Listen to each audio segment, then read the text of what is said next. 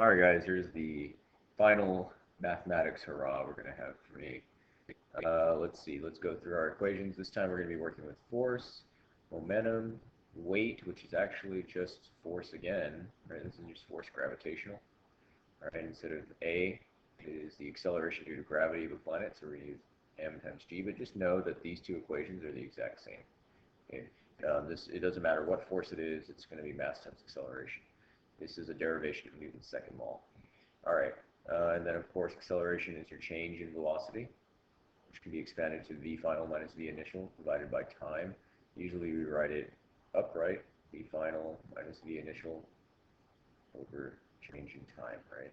Okay, so let's go ahead and look at the units for this. Force is always measured in newtons, mass is always measured in kilograms, acceleration is meters per second squared. Okay, P is momentum, right? And momentum is kilogram meters per second. So if you see that, you know it's momentum, okay? Mass, again, is kilograms. Velocity is meters per second. Your force is newtons. Mass is kilograms again. G is acceleration, so that's meters per second squared. Acceleration, same unit. Velocity, meters per second. Time is in seconds for today, okay? All right. You have to do this step, okay? With what force? You have to do this, otherwise you don't know which equation you're using here. With what force? So that's force equals question mark, right? If a rubber ball hit the ground, if its mass is 3.5 kilograms, it tells you right here it's mass, but it also gives you the unit, so that's m. So you are looking at F and m, and you also have to assume if they don't tell you where you're at, that you're on Earth. We know that acceleration due to gravity on Earth is 9.8 meters per second squared. But today we're going to use 10 meters per second squared. Okay? All right, so we'll come down. We'll do the next part of the guess method over here. What is the mass? So look, mass and what is a question mark equals. If you don't do this step, you're dead in the water. Hit the ground with a force of 150 newtons. So this is force of F equals 150 newtons. Okay? Okay, so if we're on Earth, what else do we get to assume? G or A? 10 meters per second squared, so make sure you know that, or make sure you assume that. A 64 kilogram girl, kilograms is the unit for mass, running and has a momentum of 192 kilogram meters per second. Momentum is the letter P, as in pony. How fast is a question mark equals velocity. Velocity is speed if you're going in a straight direction. Okay, and finally, how much does a 64 kilogram person weigh on Jupiter? See how much question mark equals, and weight is force gravitational, right? A 64 kilogram, that's a mass. You can be really careful the difference between mass and weight. Okay, on Jupiter, okay, so our G this time is not 10 meters per second squared, so it's not 10 meters per second squared. You can't do that. Why? Because you're not on Earth, you're on Jupiter. Here's the G for Jupiter. G Jupiter, 24.8 meters per second squared. Okay, so that's very, very important. Okay, let's go back up to the top and solve some of these real quick. With what force? So we need an equation with force. Here we go. So we're going to use that one right there. Force equals mass times acceleration. Do this step right here. You have to do this step. I don't want to see numbers just on your page. That doesn't do anything for me. Okay, I need to see what you're choosing as your thought. Okay, this is like the thought of how the situation works, how the universe works. Okay, here's the mass. 3.5. Where did I get that number from? From the problem, right? 3.5. And acceleration due to gravity on Earth is 10. And you put that in your calculator, or just move the decimal over 1, and you get 35 what? Force, so it's in newtons. Okay, moving on. With what mass will a falling rock hit the ground if its force is 150 newtons? Okay, I'm going to go ahead and pull these equations down with me. So let's see which one we're using here. Let's rearrange this equation, the force equation.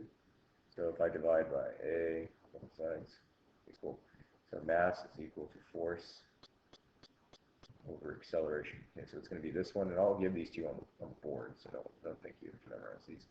With what mass a falling rock hit the ground? 150 newtons. Okay, so we're going to use that. What do I plug into my force? 150.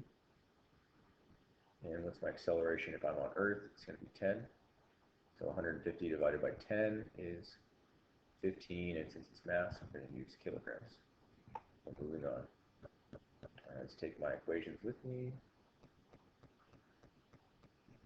All right. 64 kilogram girl, momentum, how fast is she running? So we're looking for V. Okay, so here it is. How do we get rid of the M that's multiplying? We undo multiplication by division. Whenever I do to one side, do to the other. And of course, I'll give you these equations. P divided by M equals V. Okay, what do I plug into P? 192. We're going to plug into M, 64. We're going to get, and I believe that's 3. I'm just doing it off the top of my head. 192 divided by 64. We get 3. Very good. All right, so 3, and what's the unit for velocity?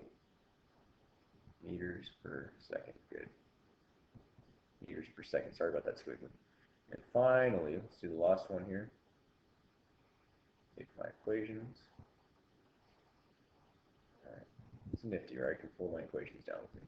How much force does a person that is 64 kilograms weigh on Jupiter? I know this sentence kind of grammatically doesn't make sense, but oh well. We're looking for the force gravitational, or the, what's the other word for force gravitational? Weight, right?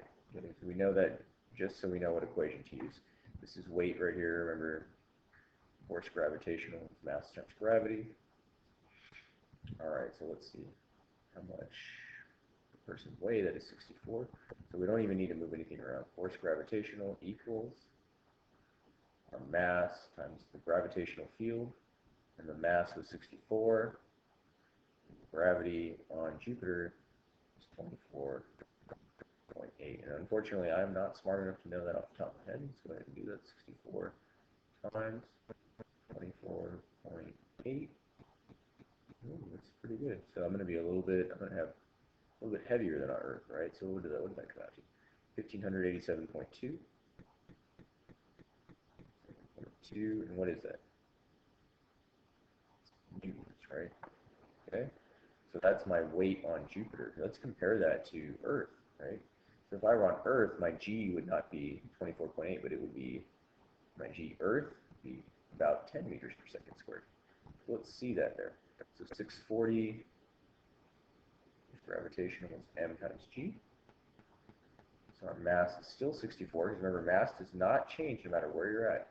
But the amount that mass is going to be pulled can change. So 64 times 10 is 640 newtons. So this would be my weight on Earth. This is my weight on Jupiter. So Jupiter has a stronger or weaker gravitational pull. It's stronger.